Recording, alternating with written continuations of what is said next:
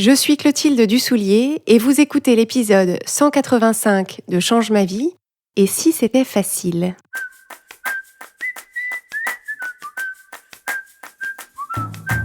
Bienvenue sur Change ma vie, outils pour l'esprit.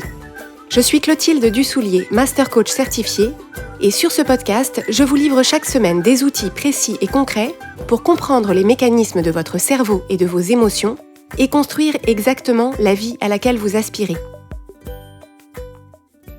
Cette semaine, je vous propose une question puissante à emporter avec vous dans votre journée d'aujourd'hui et je l'espère pour toutes les autres qui suivront. Cette question puissante consiste simplement à vous demander « et si c'était facile ?» Pour comprendre l'utilité et la puissance de cette question, je vous propose d'observer dans votre quotidien que vous abordez un certain nombre de situations, un certain nombre de tâches, un certain nombre de projets, avec l'idée par défaut que ça va être difficile, que ça va être long et que ça va être compliqué. Imaginons par exemple que vous vous apprêtez à faire un voyage en train avec des enfants petits. Et bien sûr, vous vous dites, ça va être difficile, ça va être long et ça va être compliqué. Ou bien vous vous apprêtez dans votre travail à mettre en place un nouvel outil informatique ou bien une nouvelle méthodologie avec votre équipe et vous vous dites, ça va être difficile, ça va être long, ça va être compliqué. Ou alors, vous vous mettez à la recherche d'un nouvel appartement, d'un nouveau job, d'un ou d'une partenaire, d'un meuble pour le couloir de votre entrée et vous vous dites, cette recherche va être difficile, ça va être long, ça va être compliqué. Alors, la raison pour laquelle vous abordez les choses comme ça, c'est simplement le biais de négativité de votre cerveau qui, en l'absence d'informations sur le futur, puisque par définition le futur n'existe pas encore, en l'absence de ces informations, votre cerveau se propose de vous présenter le scénario possible le plus pessimiste, histoire que vous soyez prévenu.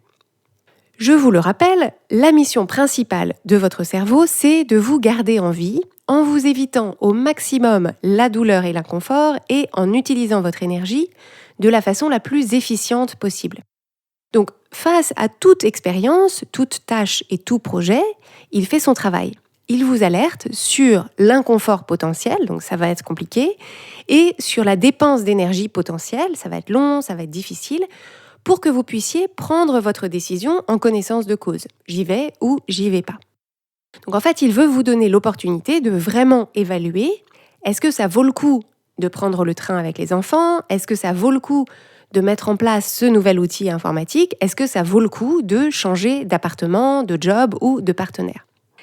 Le problème de ça, c'est que si vous décidez au final d'y aller, vous y allez en emportant avec vous ce scénario pessimiste, en emportant avec vous cette idée que ça va être difficile, long et compliqué et que ça va vous prendre beaucoup de temps et beaucoup d'énergie.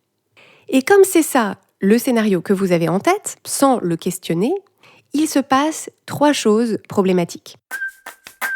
La première chose problématique qui se passe, c'est que votre météo émotionnelle est exactement à l'image de ce scénario pessimiste que vous anticipez. Quand vous vous lancez dans quelque chose en vous disant que ça va être difficile, long et compliqué, comment est-ce que vous vous sentez ? Vous vous sentez abattu, anxieux, découragé. Et donc, c'est avec ces émotions que vous allez aborder toutes les étapes de cette tâche, de cette expérience ou de ce projet. Et ça garantit que vous allez vivre la totalité du processus comme quelque chose de long, de pénible et de difficile. Parce que la réalité de votre ressenti émotionnel, c'est que vous ressentez toutes ces émotions qui sont désénergisantes et qui font que, quand vous vous sentez abattu, anxieux et découragé, tout paraît une montagne et que le temps vous paraît du coup infiniment long. C'est pour ça que chaque heure de train avec des enfants petits dure en réalité 3 heures, c'est documenté.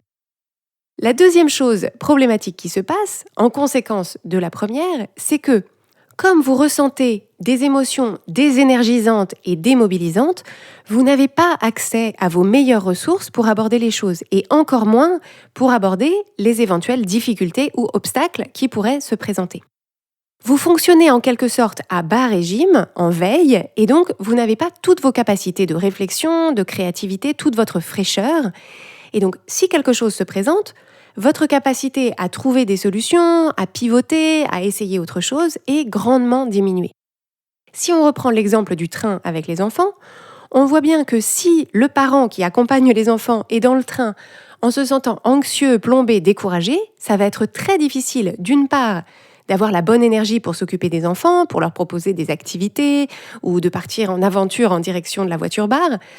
Mais en plus, dès qu'un des enfants se met à pleurer ou renverse son paquet de chips dans l'allée, le parent aura beaucoup de mal à trouver des solutions et à les mettre en place avec énergie et fraîcheur parce qu'il n'a ni l'un ni l'autre.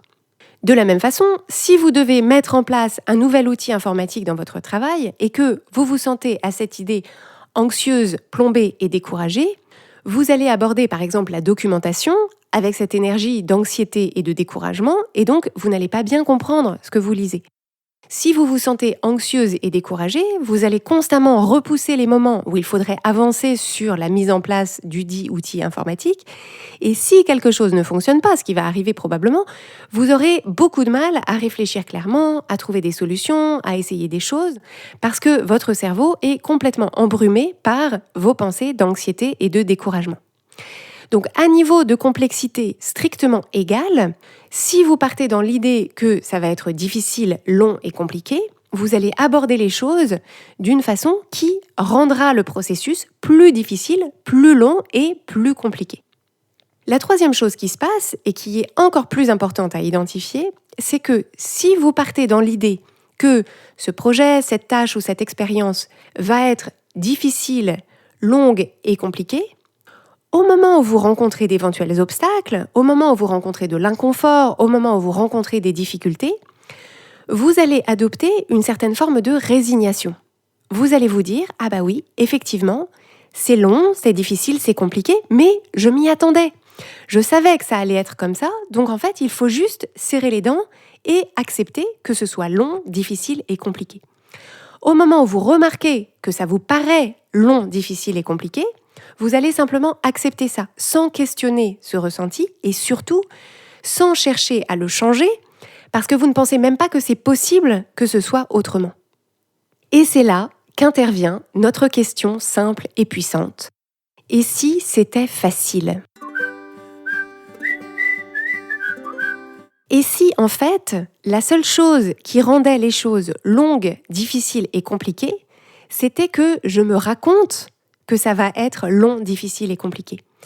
Et s'il y avait moyen que ce soit facile, et s'il y avait moyen que ce soit même plaisant et énergisant.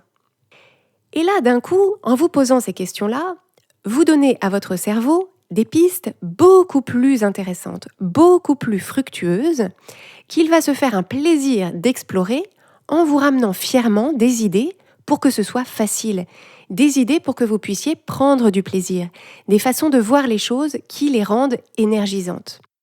D'un coup, comme si vous étiez dans un jeu d'aventure, avec le pouvoir de cette question toute simple, vous avez débloqué le verrou d'une porte à laquelle votre cerveau n'avait pas accès jusqu'ici. Vous avez débloqué le verrou de la porte de la facilité, du plaisir et de l'énergie, et ce qui se passe derrière cette porte est radicalement différent.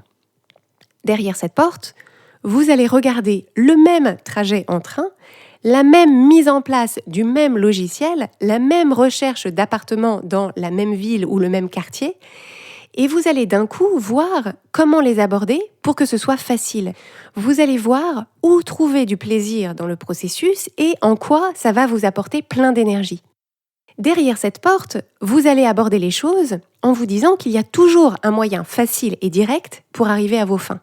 Derrière cette porte, vous allez envisager les situations en vous disant qu'il y a toujours moyen de trouver du plaisir ou une certaine forme de plaisir dans ce que vous faites ou ce que vous vivez. Et derrière cette porte, vous aurez conscience que votre énergie est pour une large part émotionnelle, que ce ne sont pas les situations ni les gens qui vous prennent votre énergie, et qu'il y a toujours une façon de vivre les situations qui vous permettent d'en ressortir avec une énergie émotionnelle plus haute qu'au moment où vous y êtes rentré. Et bien sûr, la magie du cerveau humain, c'est que quand on se dit qu'il y a un moyen facile et direct pour arriver à nos fins, on le cherche et on le trouve. Quand on se dit qu'il y a toujours moyen de trouver du plaisir, on le cherche et on le trouve. Quand on se dit qu'il y a une façon de vivre les situations qui nous permettent d'en ressortir avec plus d'énergie, on la cherche et on la trouve, même pour un Paris-Toulouse avec un enfant de 2 ans. Et tout ça, tout ce qu'il y a derrière cette porte, c'est débloqué et accessible par le pouvoir de cette simple question « Et si c'était facile ?» Je vous en fais donc cadeau et je vous propose de l'emporter avec vous pour déverrouiller les situations, les projets et les tâches dont vous anticipez, dont vous craignez qu'elles vont être difficiles, longues et compliquées. Et donc la question c'est « Et si c'était facile ?» Et si vous pouviez même y trouver du plaisir et de l'énergie.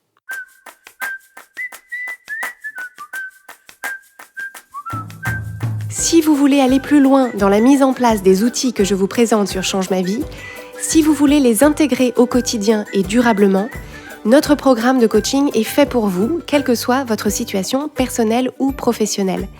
Nous allons vous guider pas à pas pour appliquer ces outils dans tous les domaines de votre vie et mettre en place de façon concrète et efficace les changements auxquels vous aspirez.